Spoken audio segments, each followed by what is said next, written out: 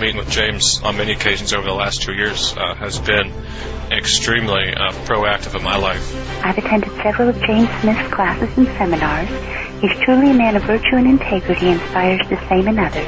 James is motivational. I've worked with James as a motivational speaker and would highly encourage others to. He helped me to understand myself a little bit better.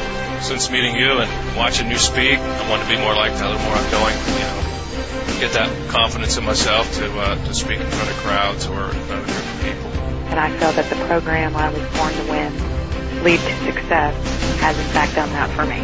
I've experienced vast amounts of personal growth thanks to James and would recommend his teachings to everyone. In addition to speaking and writing, he hosts a weekly I Was Born to Win radio program. Know that. You're the winners. But it's not easy. You know, aren't you glad in a way that it's not easy? Because if it was easy, everybody could do it. And it wouldn't have the value it has if it's easy. You know, losing, the pain from losing, is what makes the pleasure from winning so valuable. If you've never lost, you can never enjoy winning. Thirst makes water valuable. You've never been thirsty, you never appreciate water. If you've never been cold, being warm does nothing for you. So thank God it's tough. Thank God it's difficult. Thank God you have to go through the pain. Because the pleasure is always on the other side of the pain, right? Winning is for losers. What are you trying to say? I'm trying to say that number one, losing is not bad if we learn from it. And number two, that we've got to experience losing before we can ever appreciate and realize the value of winning. It's thirst that makes water valuable. And until you've experienced the losing side, it's hard to really appreciate what winning really is. And it's basically to let the reader know that if you're losing, that's okay. Let's turn that energy into something positive, and then we can appreciate winning. Pain for the proper purpose is productive.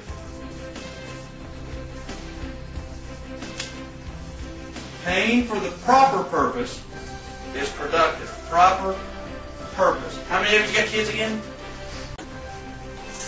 Ladies, now we can't relate, but we've heard when you have a baby, it's painful. Is it painful? For men.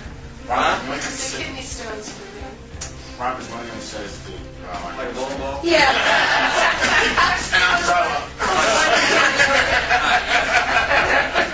Pretty painful when you have a child, right? That is a perfect example of pain for the proper purpose. It's productive. Wouldn't you agree? It was painful.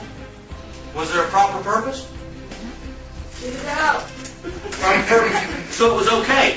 You see, what kills us in life is the pain without a proper purpose. That kills us in life. The pain in our life without a purpose is what eats us alive. As long as we can see the proper purpose, that proper purpose will drag you through mud, slime, labor, everything else in life. If I don't forgive you, there's a value to it. Okay? So what I think I've got to do in order to be willing to forgive someone is I've got to identify the value of holding the grudge. And then I've got to identify the value of forgiving them. Guys, there's supposed to be a scale up here. That's what I've got to do. Because here's the facts. I'm not going to forgive you until I think it's working for me. That makes it plain. And then that allowed me to keep seeing all his faults, and it kept eating me up. I don't want to spend my time and day thinking about somebody else's faults. Okay?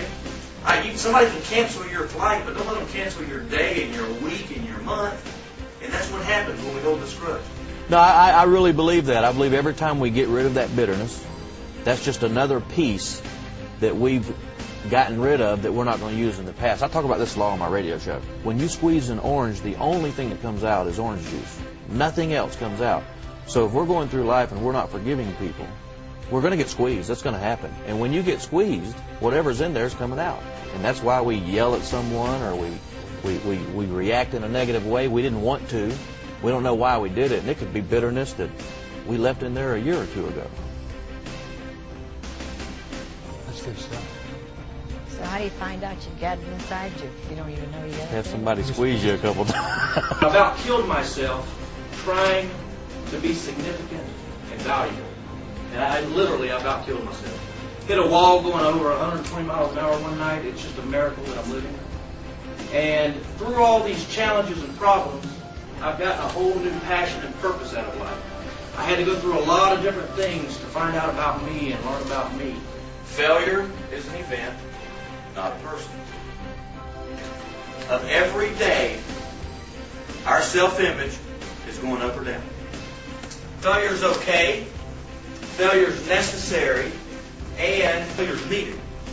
In business, which personality type would make the best four-person team? Huh? Go ahead. One of each. One of each. One of each. You've got the D that'll go out and invent it. You've got the I that'll get excited and go sell it. You've got the S that'll support it. And you've got the C that'll check it for timeliness and accuracy. What happens if you make a mistake and you put 4 Ds in a room together? You get an autopsy, somebody's going to die. How about if you put 4 I's in a room together? Party. 4 S's in a room together. First you get a group hug. Then they hold hands and sing Kumbaya. What if you put 4 C's in a room together? You get an accounting firm. Lots of calculators and laptops. Okay? They all get together for a game of Monopoly. Who brings the chips and the sodas? Steady yes. Who wants it at their house so they can show off their brand new high-definition flat-screen TV? Yeah. Who wants to win, lie, cheat, or steal? Who's playing that? They're also there to make sure the D's don't cheat. What do you think we're afraid of? What do you think your dealers are afraid of? What are some things y'all think we're afraid of? Failure. Failure? What else? Rejection. Rejection? Being out of control? Public speaking? Embarrassment? Being broke? Not having enough? A lot of fears, right? Now, y'all, I'm going a little deep here. And I'm not suggesting that by going deep you'll be able to look at a dealer and say you're afraid of being out of control and change their life. But if we know what's going on inside, it helps us the way we treat ourselves and other people on the outside. That fear is a nasty thing. Here's the ultimate fear. This is what every one of us are afraid of. We're afraid of pain, both known and unknown. See, all these fears we just talked about are things that bring us pain, one way or the other. The big killer is unknown pain. Okay? Being a person that was living a destructive lifestyle, I'm going to tell you right now, and this applies to you if you want to sell 100 or 500, but you're only selling 30. This applies to a dealer that wants to run 15 demos a month, but they're only doing 3 demos a month. They need the money. They want to win the contest. Here's the problem. We'll be in an area, a rut, if you want to call it in life, and it'll be painful. And we'll want to change. And we'll be hurting. But we know what we've got. We know the kind of pain we're in. It's the unknown pain that's around that corner that we're afraid of. Y'all, I don't know if you ever heard Zig Ziglar say this. He says fear stands for false evidence appearing real. Now, not all fear, but a lot of fear stands for that. It's amazing how we will allow unknown pain to control our life and keep us exactly where we are right now. I've talked to Mike about this so many times. Mike's always willing to go out and knock on doors. You know why he's willing to go out and knock on doors? Because he's not afraid. He's not in a must-have position. He doesn't need to do it to get the money. He doesn't have to do it. The pressure's not on. He's not afraid. He can go knock on the door and they can slam it in his face and he drives on. You take a guy that needs that cell, electricity's going to get cut off, go knock on that door, you can talk to him till you're blue in the face in any meeting and motivate them. But if you don't understand where their fear is, they're not going to knock on the door. They could be starving to death. They could be almost going through a divorce. But until they're willing to face unknown pain, they're going to stay where they're comfortable. This is why people shoot up. This is why people keep drinking alcohol. They're in a comfort zone. It's painful. But they convince themselves they can handle this. I know what I've got. I'm going to stay in this bad relationship. If he or she beats me, I know the pain I've got right here. I'm afraid to face life from what's out there. So I'm going to stay right here. I'm afraid of what I'm going to have to put up with. I don't have enough inside of me to face that.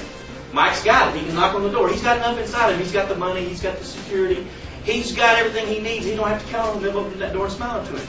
Somebody else doesn't have enough inside of them. They'll stay right there. It helps us to know these fears.